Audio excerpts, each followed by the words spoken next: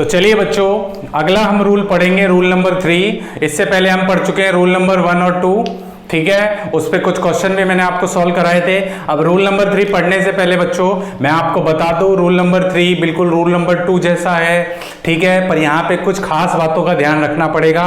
कैसे? तो बच्चों मैंने आपको यहाँ पे लिखा हुआ है, देखिए, sine theta, cos theta, tan theta, cosec theta, sec theta, cot theta. अब बच्चों ये ट्रिग्नोमेट्री फंक्शन होते हैं।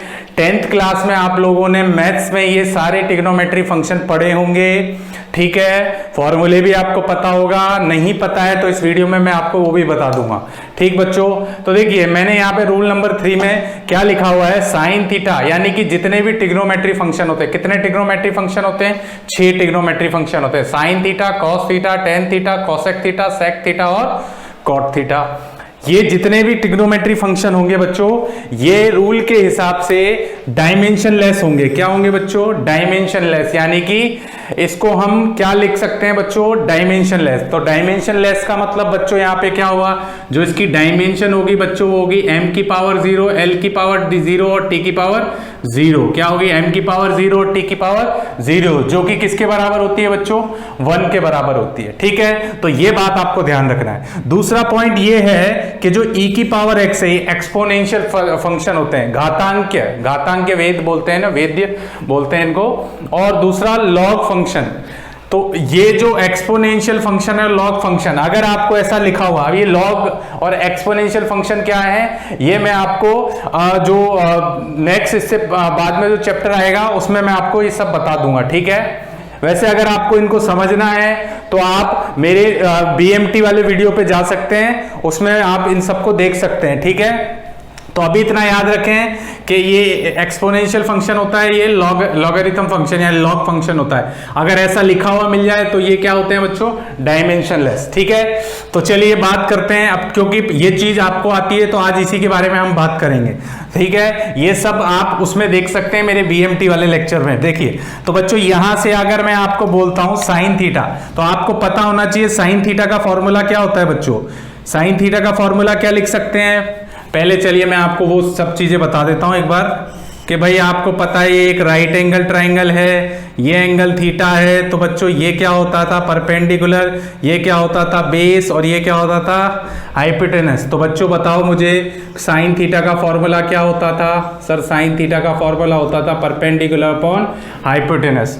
अगर मैं आपसे बोलूं, बताओ, परपेंडिकुलर का मतलब अपोजिट साइड, थीटा के अपोजिट साइड वाला परपेंडिकुलर होता है। अगर कॉस थीटा पूछता था तो कॉस थीटा क्या होता था बच्चों?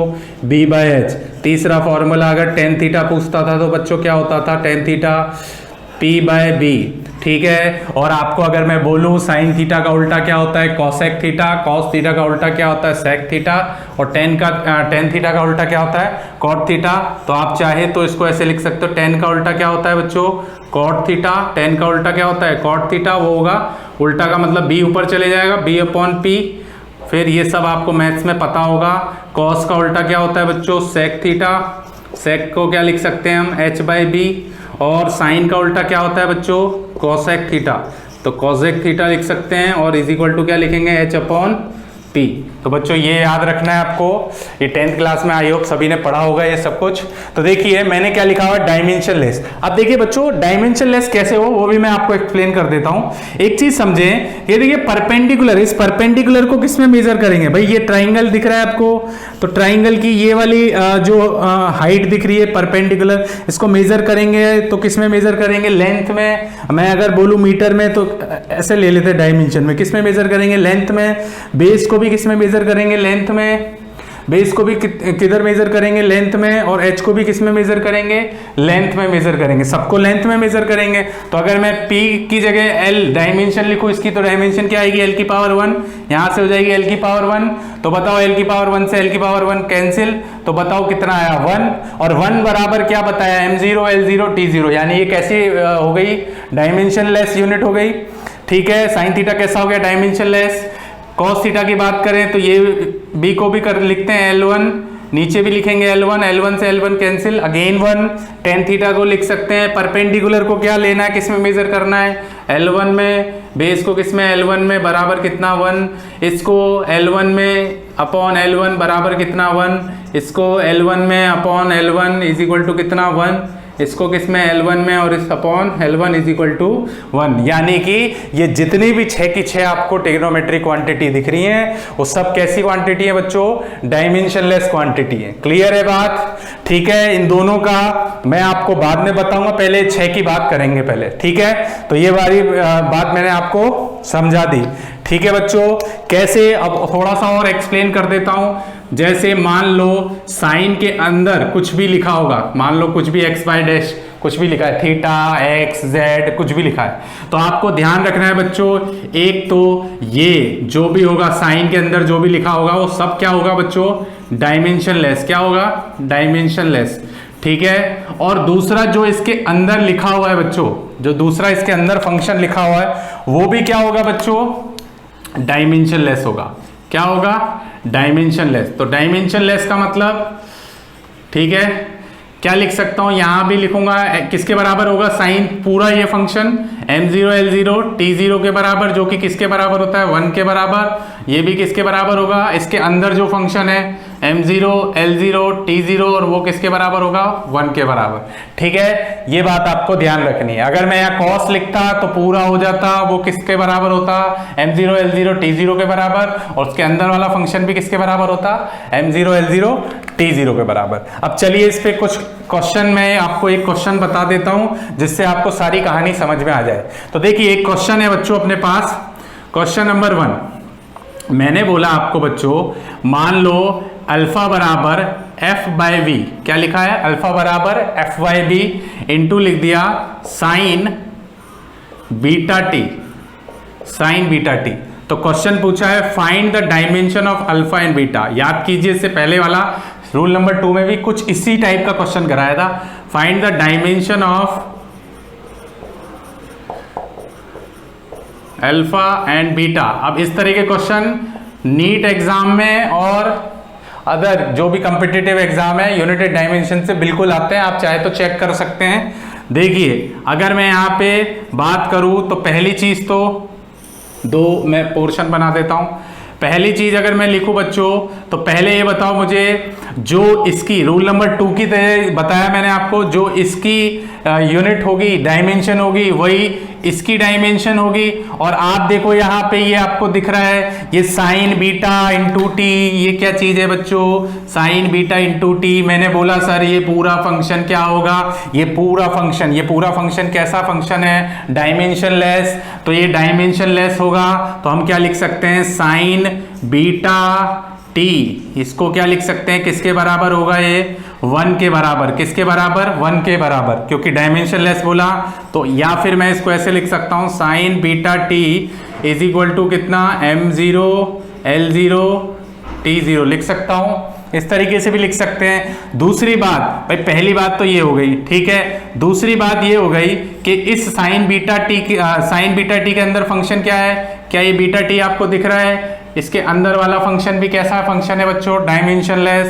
तो बीटा टी किसके बराबर बच्चों, 1 के बराबर। ठीक है, तो 1 का मतलब m0 l0 t0 यहां लिख सकते हैं हम। ठीक है, ये बीटा टी आपको दिख रहा है, ये क्या दिख रहा है बच्चों आपको, बीटा टी।